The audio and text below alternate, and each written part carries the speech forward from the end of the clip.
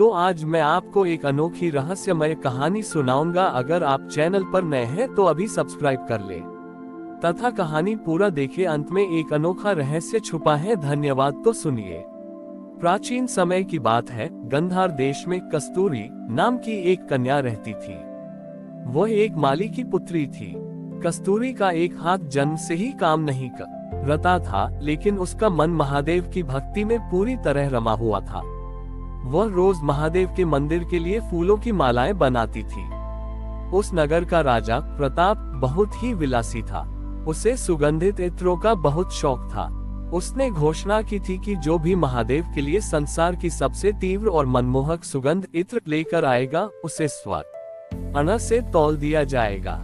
दुनिया भर के इत्र बनाने वाले आए। किसी ने गुलाब का अर्क निकाला तो किसी ने केसर और चंदन का। पूरा मंदिर सुगंध से महक उठा, पर राजा को संतुष्टि नहीं हुई। कस्तूरी भी मंदिर पहुंची। उसके पास कोई महंगा इत्र नहीं था। वह केवल मिट्टी की एक छोटी सी डली लेकर आई थी।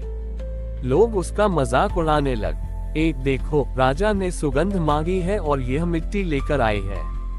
राजा ने क्रोध में कहा, बालिका, क्या तू मेरा अपमान करने आई है? इस मिट्टी में क्या सुगंध है? कस्तूरी ने शांत भाव से कहा, महाराज, सुगंध फूलों में नहीं, मिट्टी के तप में होती है।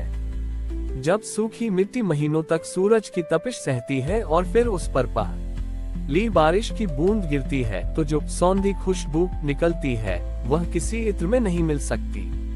महादेव को दिखावे के इत्र नहीं, भक्त के पसीने और धरती की ईमानदारी की गंध पसंद है। कस्तूरी ने वह मिट्टी शिवलिंग के चरणों में रख दी और उस पर अपने जलपात्र से 2 बूंद पानी छिड़क दिया। जैसे ही पानी की बूंदें उस सूखी मिट्टी पर पड़ी, मंदिर के भीतर से एक ऐसी दिव्य सुगंध उठी कि सोने और केसर के इत्र उसके सामने फीके पड़ गए। वह सुगंध ऐसी थी जिसे केवल नाक से नहीं, बल्कि आत्मा से महसूस किया जा सकता था। उस खुशबू के फैलते ही मंदिर के पत्थर कोमल होने लगे और साक्षात महादेव प्रकट हुए। महादेव की वाणी गूंजी, पुत्री कस्तूरी, संसार बाह्य सुगंध के पीछे भागता है, पर मुझे मिट्टी की वह गंध प्रिय है जिसने धैर्य और ताप सहा है। जैसे वर्षा की पहली बूंद मिट्टी के भीतर छिपे उसके असली स्वभाव को जगह देती है, वैसे ही करुणा की बूंद भक्त के भीतर छिपे मेरे स्वरूप को प्रकट कर देती है। महादेव ने कस्तूरी के उस हाथ को छुआ जो काम नहीं करता था। देखते ही देखते वह हाथ बिल्कुल ठीक हो गया। राजा प्रताप का अहंकार टूट गया। उसने समझा कि सच्ची सुगंध इत्र के शीशों में नहीं, बल्कि मन की सादगी और मेहनत की मिट्टी में होती है। वह स्थान आज गंध योजक चिन्हेश्वर महादेव के नाम से जाना जाता है। ये कथा हमें सिखाती है कि हमें खुद को संवारने के लिए बाहरी आडंबरों की जरूरत नहीं है। यदि हमारा चरित्र मिट्टी की तरह निष्पाप और धैर्यवान है, तो महादेव की कृपा की एक बूंद ही हमारे जीवन को दिव्य सुगंध से भर देने के लिए पर्याप्त है। कस्तूरी की उस सौंधी सुगंध ने पूरे गंधार देश को भक्ति के रस में डुबो दिया था। राजा प्रताप अब विलासी सम्राट से एक विनम्र सेवक बन चुके थे। उन्होंने आदेश दिया कि अब मंदिर में कोई भी कृत्रिम इत्र नहीं चढ़ाया जाएगा। केवल कस्तूरी द्वारा लाई गई मिट्टी और जल ही महादेव को अर्पित होगा। लेकिन इस चमत्कार की चर्चा सुनकर दूर देश का एक प्रसिद्ध इत्र शास्त्री, जिसका नाम इत्र वेग था, गंधार पहुंचा। उसे अपनी कला पर इतना अभिमान था कि वह मानता था कि वह हवा की गंध को भी मुट्ठी में कैद कर सकता है। उसने कस्तूरी को चुनौती दी, लड़की, तूने मिट्टी से खुशबू तो निकाल दी, पर क्या तू उस खुशबू को स्थिर रख सकती है? मिट्टी की खुशबू तो क्षण भर में उड़ जाती है, मेरी सुगंध सालों तक महकती है। इत्र वेग ने अपनी सबसे कीमती शीशी खोली। उसमें हजारों दुर्लभ फूलों का अर्क था। उसने वह अर्क मंदिर के प्रांगण में छिड़क दिया। देखते ही देखते वहां की हवा इतनी भारी और नशीली हो गई कि लोगों का दम घुटने लगा। वह गंध सुंदर तो थी, पर उसमें जीवन नहीं था। वह केवल इंद्रियों को मोहने वाली एक माया थी। कस्तूरी ने मुस्कुराकर कहा, विद्वान जी, आपकी सुगंध पकड़ में आती है, पर मेरी सुगंध मुक्ति में है। आपकी खुशबू अहंकार की तरह भारी है और महादेव की खुशबू प्राणव आयु की तरह हल्की। तभी नगर में एक भीषण आग लग गई। सूखे घास के ढेर में लगी आग तेजी से बस्तियों की ओर बढ़ने लगी। धुआं इतना घना था कि लोग सांस नहीं ले पा रहे थे। इत्र वेग का कीमती इत्र उस धुएं में मिलकर और भी दमघोंटू हो गया।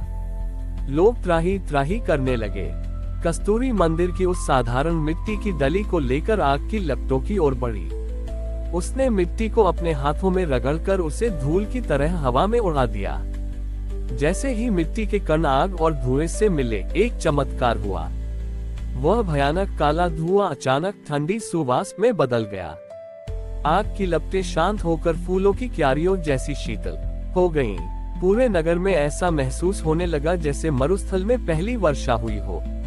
उस मिट्टी की गंध ने न केवल आग बुझाई, बल्कि लोगों के फेफड़ों को नई शक्ति दे दी। साक्षात महादेव फिर से प्रकट हुए और उन्होंने इत्रवेग की ओर देखकर कहा, इत्रवेग, तेरी सुगंध बोतलों में बंद थी, इसलिए वह केवल दिखावे तक सीमित रही।